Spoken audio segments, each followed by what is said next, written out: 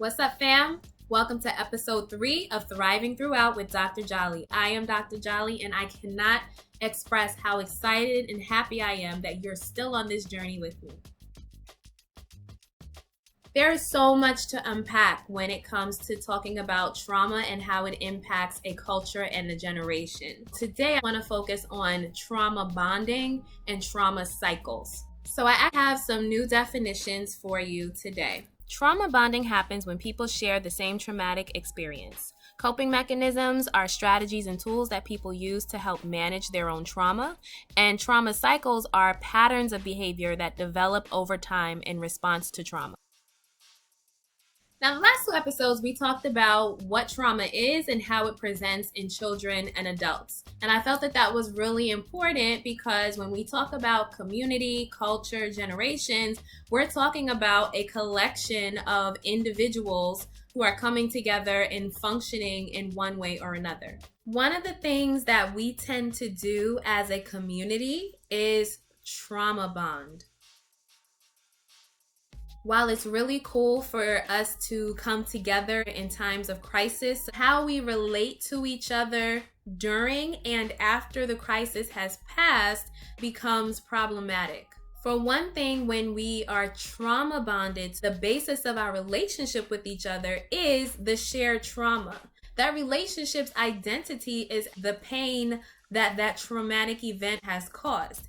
And anything that is founded on pain is going to bring that pain back to you.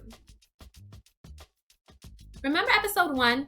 We talked about the fact that trauma is cyclical. One thing we always have to remember is that hurt people who don't get the help that they need have the capacity to turn around and hurt other people. I remember seeing a quote about crabs in a barrel. When crabs are in a barrel, some may try to climb out, but the crabs that are still in the bottom of the barrel will reach up and pull them back down. The crab's natural habitat isn't the barrel. Crab is demonstrating characteristics that are not natural to them because they are not in a natural environment. Black people refer to each other as crabs in a barrel, but we have to understand that we did not come up under natural circumstances. One thing that I would love to see us do as a community is to have more compassion for each other and ourselves. We're really hard on ourselves. The conversation is that you have to be better to be seen as equal. That's not a natural progression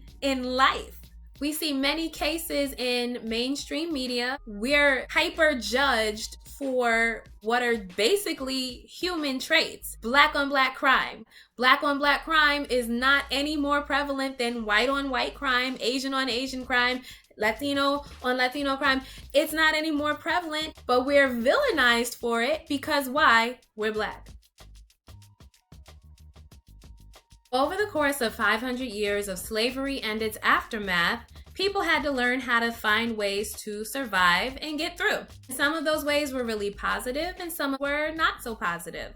All trauma cycles start with one behavior or coping skill that had a desired result. The reason we have to talk about the difference between positive and negative coping skills is that positive coping skills generally promote true healing, whereas negative coping skills may feel better for that time, but actually compound our trauma in the end.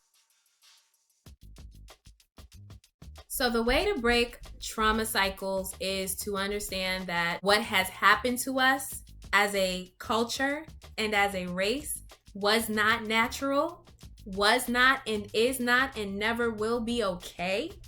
And we are allowed to have the full gamut of emotions and reactions as human beings. We are all victims of conditioning, and we have to break that conditioning and recondition ourselves to allow ourselves to just be human. In many ways, we don't allow for our own humanity.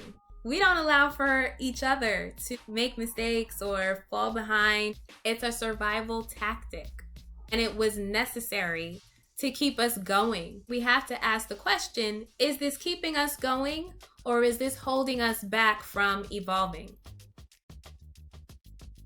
My great-grandmother wasn't a slave, but her grandmother was.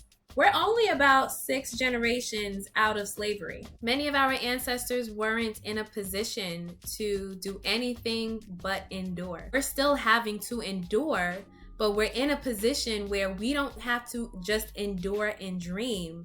We can actually plan and make the future happen. We don't have to be stuck in a trauma cycle. Even in the face of all of the craziness that is still happening in the world, we can recognize our triggers and identify what helps us to move on, both as individuals and collectively. We can be the light that we need to get through the darkness, and we can get on the road to thrive.